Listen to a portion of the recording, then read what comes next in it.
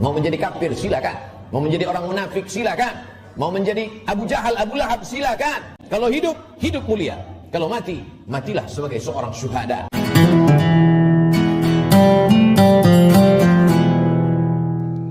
Wa ala Rasulillah Sayyidina wa Maulana Muhammad ibn Abdillah wa ala alihi wa sahbihi wa man da'a bi da'watihi wa istanna bi sunnatihi ila yaumi liqa'i rabbih. Asyhadu an la ilaha illallah wahdahu la syarika lah wa asyhadu anna sayyidana Muhammadan 'abduhu wa rasuluhu la nabiyya ba'dah. Allahumma shalli ala sayyidina Muhammadin an-nabiyil ummi wa ala alihi wa sahbihi wa barik wa sallim. Qala Allah ta'ala fil Qur'anil 'azim wa huwa asdaqul qa'ilin.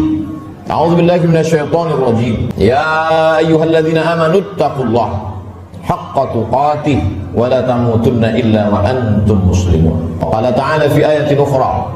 Ya ayyuhalladzina amanu taqullaha wa qulu qawlan sadida yuslih lakum a'malakum wa yaghfir lakum dhunubakum wa man yuti'illaha wa rasulahu faqad faza fawzan 'azima. Ibadallah, usikum wa nafsi bitaqwallahi wa ta'atihi faqad fazal muttaqun. Hadirin jamaah Jumat yang dimuliakan Allah Subhanahu wa taala. Berapa banyak orang yang ingin hidup pada hari ini, tapi kemarin sore malaikat maut sudah mencabut nyawanya. Hari ini dia tidak lagi bisa hadir salat Jumat. Dan andailah umur bisa ditambah, mereka amat sangat ingin ada bersama kita hari ini. Berapa banyak pula orang yang hari ini, jam ini sehat walafiat, tapi ada yang dicabut Allah dari dalam badannya. Ruhnya masih bersemayam dalam jasad, tapi yang dicabut adalah nikmat iman dan Islam. Tak ada lagi rasa takutnya kepada Allah, sehingga meninggalkan sholat Jumat ringan saja, seperti meninggalkan sandal di tepi jalan. Tak ada sedikit pun khawatirnya terkena azab kubur. Tak ada takutnya pada azab neraka. Laknat yang paling mengerikan bukan miskin. Laknat yang paling menakutkan bukan sakit. Laknat adalah ketika tak ada rasa takut dalam hati. Maka ketika masih ada rasa cemas, rasa takut, bersyukurlah. Berarti masih ada benih-benih iman dan Islam yang dipupuk, disiram dengan mendengarkan ceramah, tausiah, pengajian, khutbah, dan dia akan berbuah ketika dilaksanakan dalam bentuk amal saleh. Semakin zaman ini hebat, semakin canggih, maka rumah sakit semakin banyak, dokter-dokter spesialis lulusan luar negeri bertebaran seperti bintang di tengah langit. Tapi apakah umur manusia makin panjang? Tidak. Apakah penyakit makin hilang? Tidak. Dulu zaman datuk nenek kita, mereka umur 70 tahun, masih tajam parang panjangnya untuk pergi ke sawah, ke hutan. Hari ini umur 40 tahun pergi ke rumah sakit, terkena diabetes, terkena asam urat, terlalu banyak daftar nama penyakit untuk disebutkan. Artinya apa? Kecanggihan teknologi tidak bisa menambah umur manusia. Kehebatan manusia dalam bidang multimedia telekomunikasi memang mempercepat hubungan, memang mempererat persaudaraan, tapi juga mempercepat kematian. Oleh sebab itu hidup manusia semakin singkat, hidup manusia semakin tidak bermakna. Cobalah kita renungkan berapa banyak saudara yang sebaya, yang seusia, satu sekolah, tetangga, kawan akrab, lebih muda dari kita, lebih sehat dari kita, lebih ganteng dari kita, tapi ternyata mereka tidak lagi bersama dengan kita. Lalu apa yang perlu kita siapkan? Yang kita siapkan adalah bahwa ketika ruh keluar dari jasad, tidaklah seperti tetesan embun yang jatuh dari daun yang basah. Ketika ruh keluar dari jasad, tidaklah seperti air liur yang keluar dari mulut tak terasa. Ketika ruh keluar dari jasad, Nabi SAW bertanya kepada orang-orang yang ruhnya sudah keluar dari jasad ketika beliau Isra dan Mi'raj, bagaimana yang kalian rasakan wahai mayat, wahai ruh yang pernah bersemayam dalam jasad lalu kemudian keluar dari jasad? Mereka menjawab, seperti kambing yang dikuliti hidup-hidup. Mereka menjawab, seperti tebasan pedang di tempat yang sama diulang beratus kali. Mereka menjawab, seperti mata kail pancing ditarik dari kulit yang basah, tercabut urat-urat dan dagingnya ikut ke mata kail pancing. Begitulah sakitnya.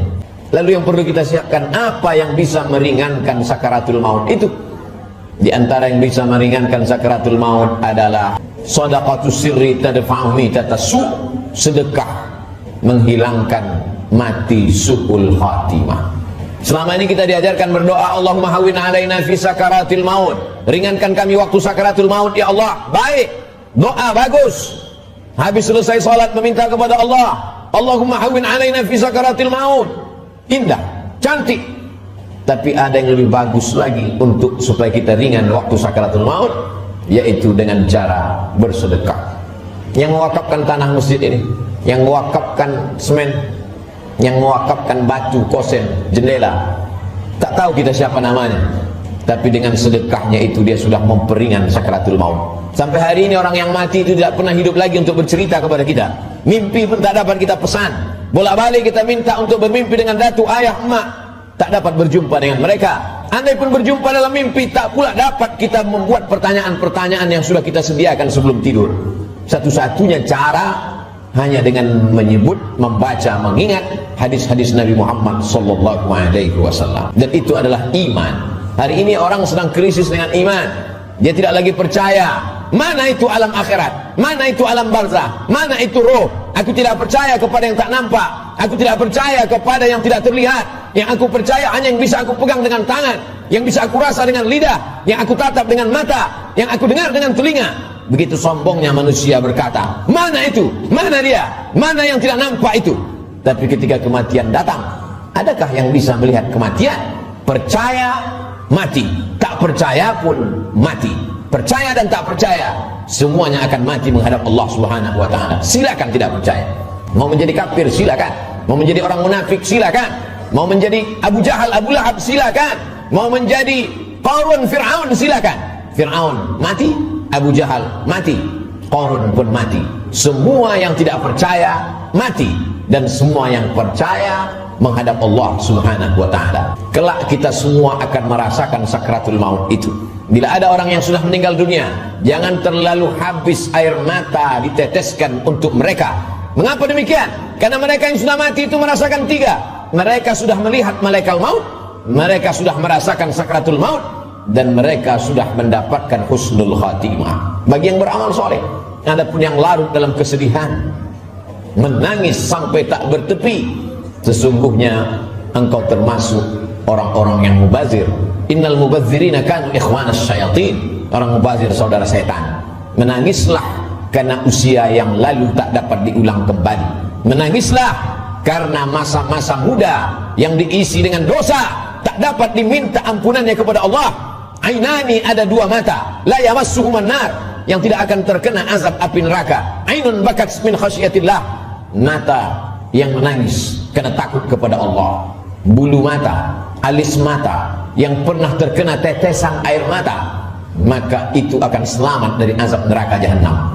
Ainun tahrusu fi sabilillah, mata yang berjaga di tengah malam menjaga Masjidil Aqsa, takut dirampas oleh tentara Israel. Pejuang-pejuang fi sabilillah, itulah mata yang selamat dari azab Allah Subhanahu wa ta'ala. Setelah mati menghadap Allah, bebas dari sakratul maut, mereka adalah orang-orang yang mati syahid.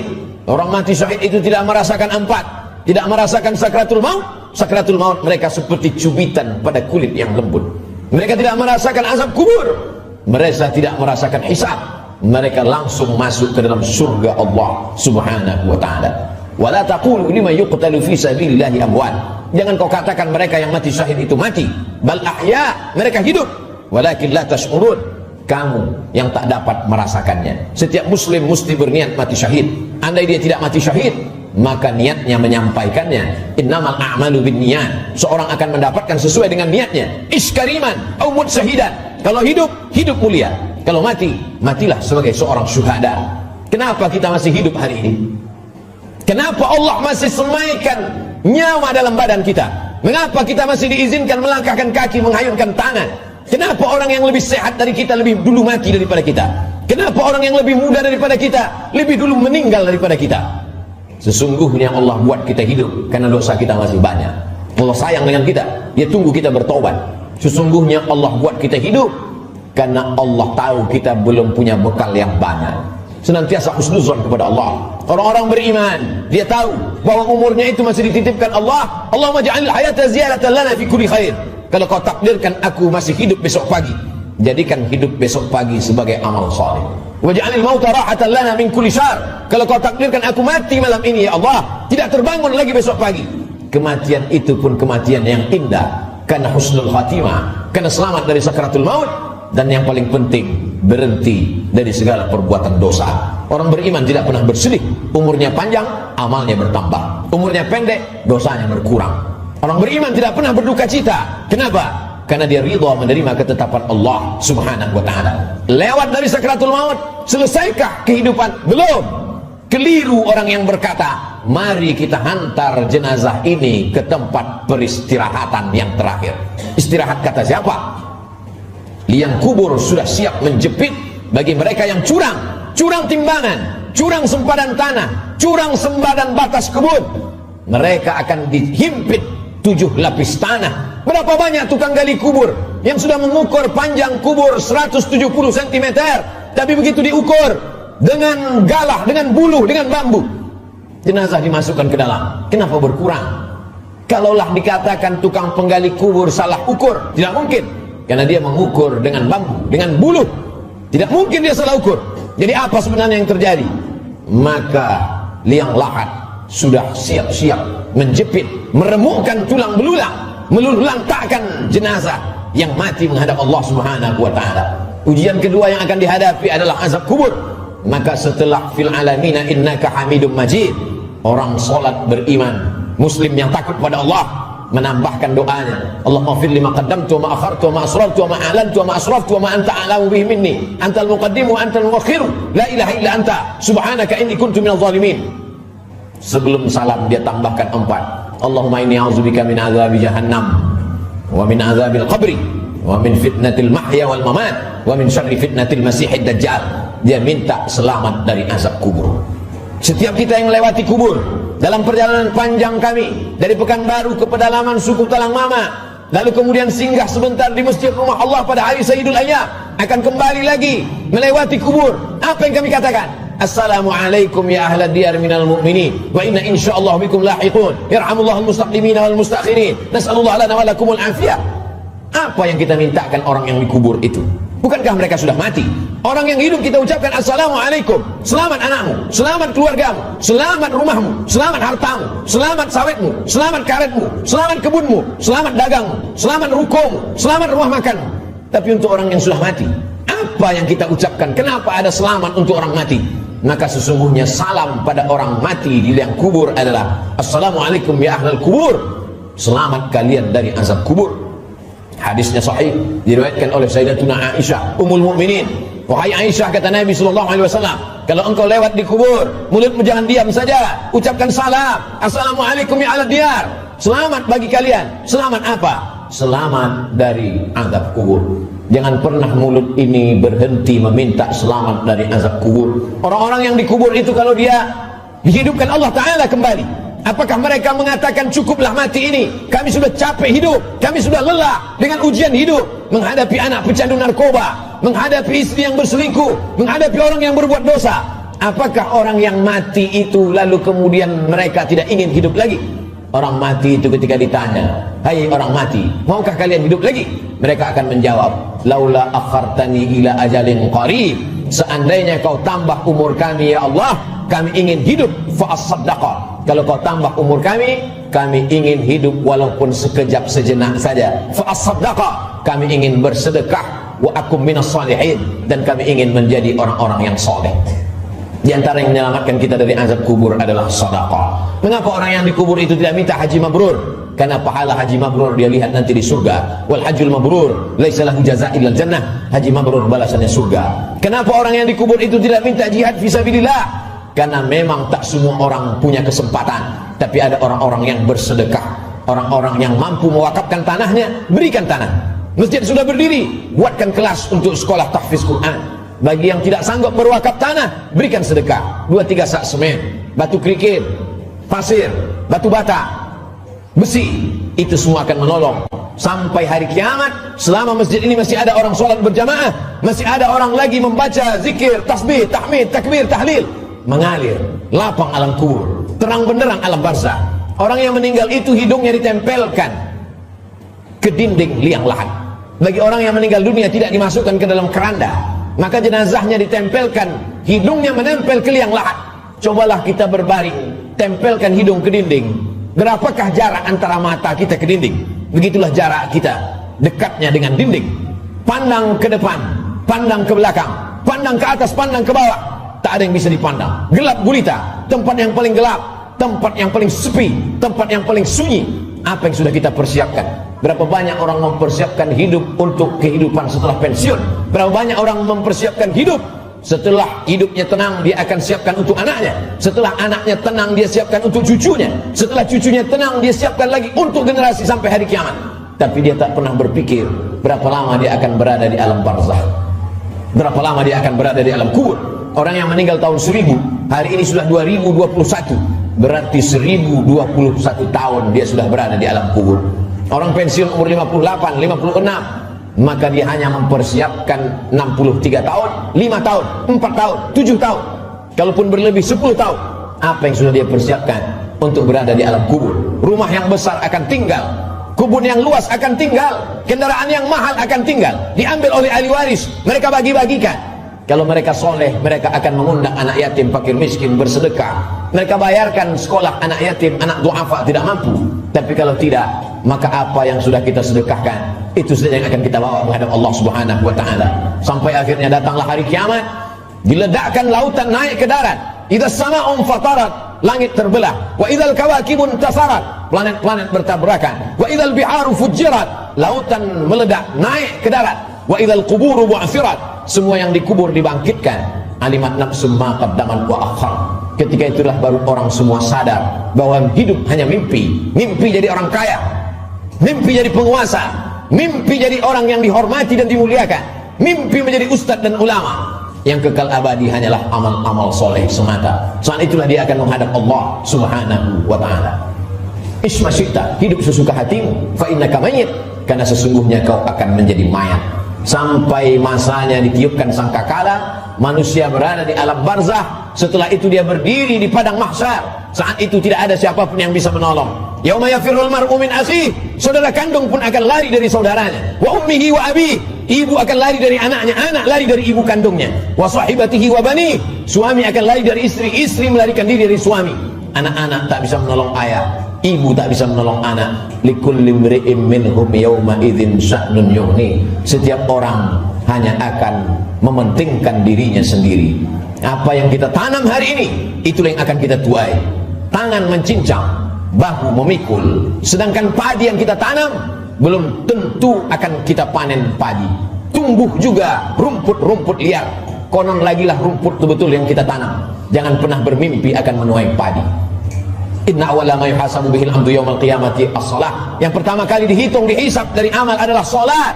Sebanyak apapun zikir kita, sebanyak apapun sedekah kita, kalau tidak ada tempat bergantungnya salat, maka tidak bernilai di hadapan Allah. Idza salahat salahal amalu kulluh, kalau salatmu baik, maka baiklah amalmu. Wa idza fasadat fasadal amalu kulluh, kalau salatmu rusak, maka rusaklah seluruh amal.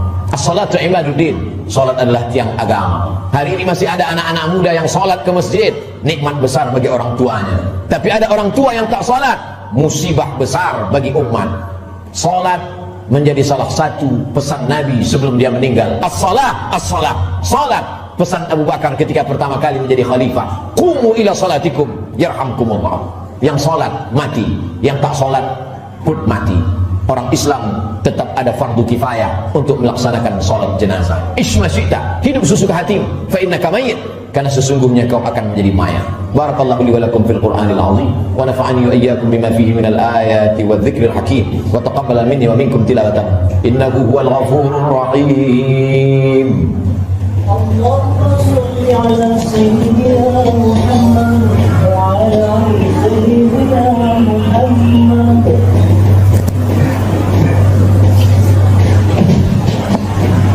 Alhamdulillah, wassalatu wassalamu ala rasulillah wa ala alihi wa sahbihi wa man tabi'ahu dah. Asyhadu an la ilaha illallah wahdahu la syarika lah wa asyhadu anna sayyidina Muhammadan abduhu wa rasuluhu la nabiyya ba'dah. Allahumma salli ala sayyidina Muhammad wa ala ali sayyidina Muhammad kama sallaita ala Ibrahim wa ala ali Ibrahim innaka Hamidum Majid. Allahumma barik ala Muhammad wa ala ali Muhammad كما باركت على إبراهيم وعلى آل إبراهيم إنك حميد مجيد. قال الله تعالى في القرآن العظيم وهو أصدق القائلين: أعوذ بالله من الشيطان الرجيم، بسم الله الرحمن الرحيم، والعصر إن الإنسان لفي خسر إلا الذين آمنوا وعملوا الصالحات وتواصوا بالحق وتواصوا بالصبر.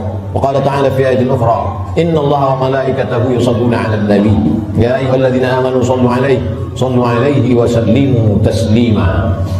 اللهم اغفر للمسلمين والمسلمات والمؤمنين والمؤمنات الأحياء منهم والأموات برحمتك يا أرحم الراحمين. اللهم انصر إخواننا المجاهدين المظلومين في فلسطين وفي روهينجيا وفي كل مكان من مشارق الأرض إلى مغاربها.